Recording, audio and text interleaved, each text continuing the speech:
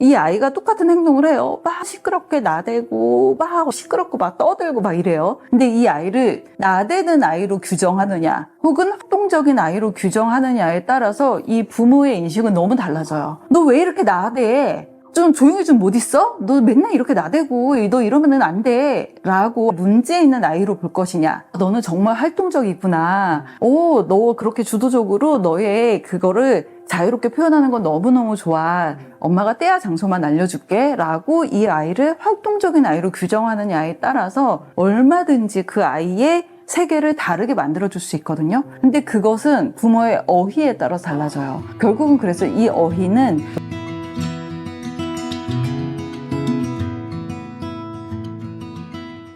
굉장히 많은 분들이 읽으셨을 것 같아요. 부모의 어휘력이라는 책입니다. 이 책을 제가 가지고 온 이유는 제가 어느 순간 아이를 막 혼내다가 그 생각이 들었어요. 내가 사실 혼내다와 가르치다와 훈육하다의 뜻을 잘 모르고 있는 거 아닌가? 라는 생각이 들었어요. 그러니까 아이가 어떤 행동을 했어요. 조용해야 될 상황에서 사람들이 되게 많고 어른들이 이야기를 하고 있는 상황에서 끼어들지 않아야 하는데 막 엄청 끼어드는 거예요. 자기 여기 있다고 어른들의 이야기에 막 끼어들어서 마치 자신의 존재감을 뽐내고 싶어 하는 거죠. 근데 좀 되게 심각한 이야기를 하고 있는 상황이었어요. 아이가 끼어들면 안 되는 상황이었어요. 근데 그때 제가 막 아이를 혼냈단 말이에요. 그러니까 어디라고 끼어들어? 빨리 네 방에 들어가!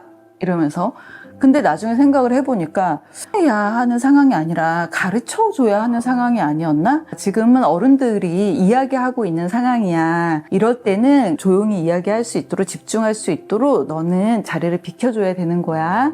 우리가 다 이야기를 하고 난 다음에 너를 다시 부를게. 그때까지 한 10분만 네 방에 조용히 있어줘. 알려줘야 하는 상황이었는데 내가 그거를 혼낸 건 아닌가? 라는 생각이 든 거죠. 그래서 같은 상황에 있어서도 우리가 다른 프레임으로 볼 수 있는 거예요. 책에서 너무나 명확하게 드러난다라는 생각을 했고요. 그래서 우리가 아이들을 가르칠 때도, 그러니까 아이들을 키울 때도 제대로 된 이 어휘의 뜻을 알지 못하면 아이는 그냥 부모의 프레임대로 자라게 되는 거죠. 그러니까 결국은 프레임의 문제인 거예요. 내 언어의 한계는 내 세계의 한계이다 라고 하잖아요. 결국은 그 이야기가 왜 나오냐면 언어는 곧 인식론이기 때문이죠. 나의 관념, 그러니까 나의 프레임, 나의 세계관이기 때문인 거죠. 사과를 봅시다. 사과는 그냥 식품의 관점에서 보면은 그냥 영양가 높은 과일? 네. 근데 얘를 시장의 관점에서 보면 1,500원짜리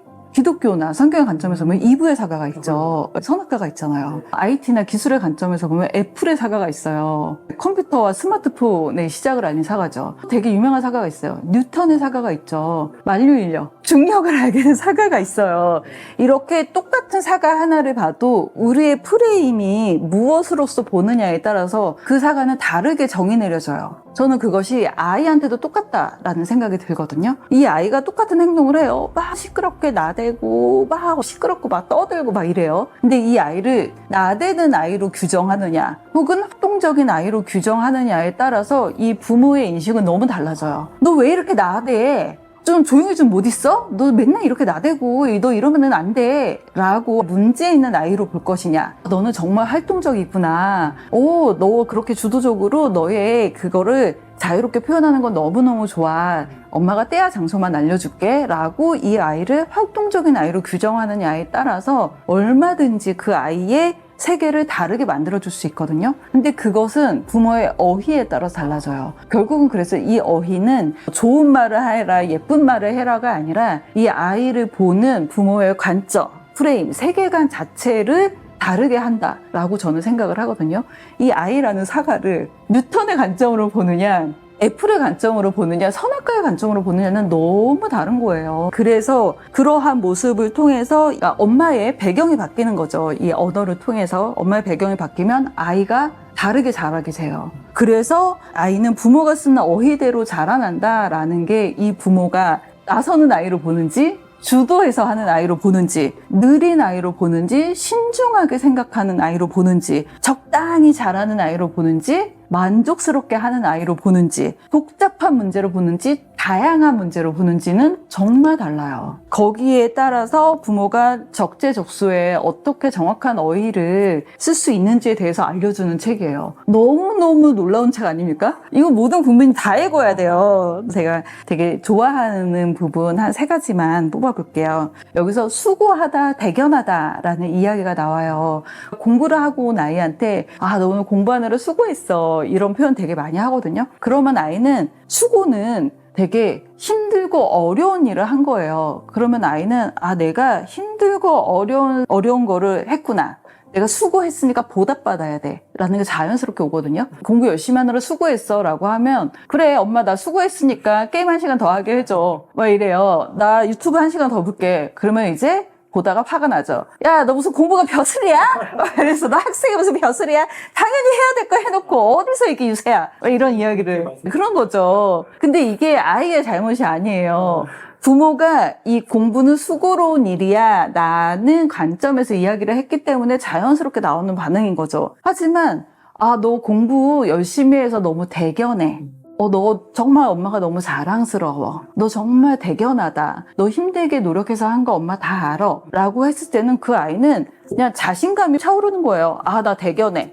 힘들고 어려운 일을 그래도 끝까지 한 사람이야. 나 성취한 사람이야. 나 인정받았어. 이 기쁨을 느끼게 되지. 그럼 내 보답으로 이거 해야지? 라는 생각은 안 하거든요. 이렇게 어휘 하나만 달라져도 그 다음에 소통이 완전 달라집니다. 그리고 여기에 나오는 게 이제 미련하다와 미숙하다에 대한 이야기가 나와요. 아이들은 어렸을 때 다 느려요. 그래서 엄마들이 가장 화를 많이 낼 때가 시간은 촉박한데, 그러니까 예를 들면 유치원 차가 8시 반에 집 앞에 오는데 아이가 8시 27분에 운동화를 흐느적 하면서 신발을 제대로 안 신을 때 막 미치거든요. 이 유치원 차가 가면 엄마가 데려다 줘야 되잖아요. 유치원 차 타면은 금방 가는데 엄마가 데려다 주면 엄마가 차를 운전을 해야 될 수도 있고 얘를 직접 데리고 10분 15분 또 가야 되잖아요. 그것조차 얼마나 수고스러워요. 그냥 가면 되는데. 그러면 엄마가 너 왜 이렇게 느리니? 너 왜 이렇게 미련해? 빨리빨리 좀 하라고 했잖아. 이러기 되게 쉬운데 그럴 때 그 아이를 미련한 아이로 만들지 마세요. 그냥 얘는 미숙한 것 뿐이에요.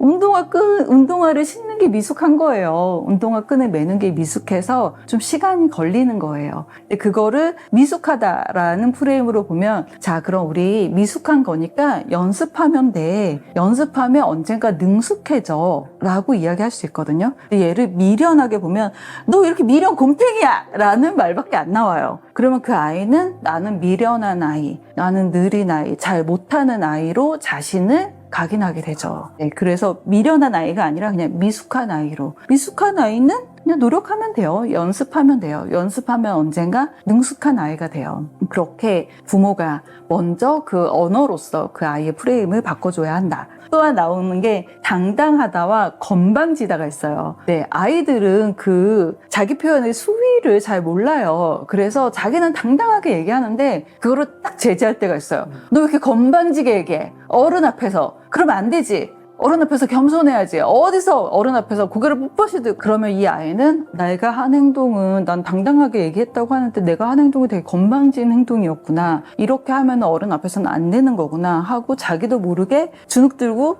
쭈그러들게 되는 거죠. 하지만 그럴 때 당당한 네 모습 너무 멋지다.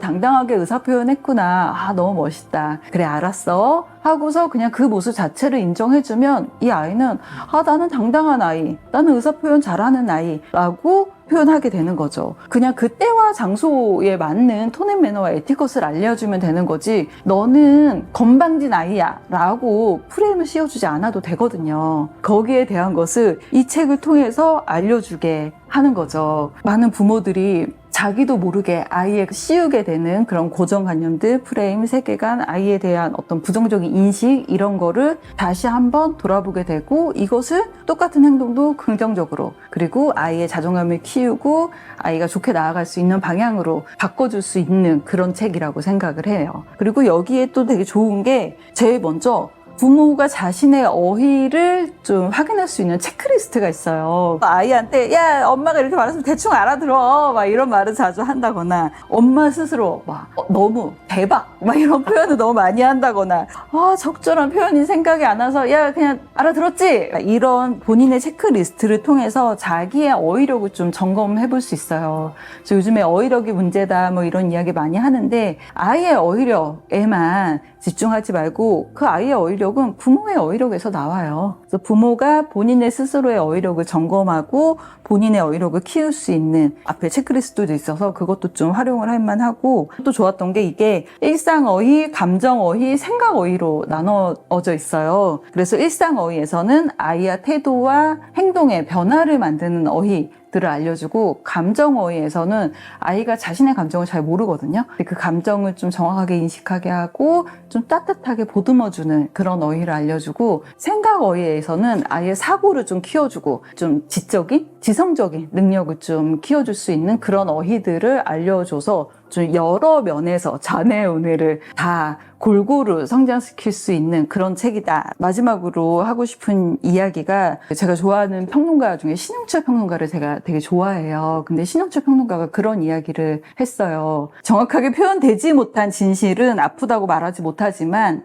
정확하게 사랑받지 못한 사람은 고통을 느낀다 표현했거든요. 하게 사랑해주는 게 굉장히 중요해요. 뭐 위로해주고 공감해주는 게 되게 중요하다라고 이야기하지만, 그냥 대충 공감해주는 거 다 알거든요.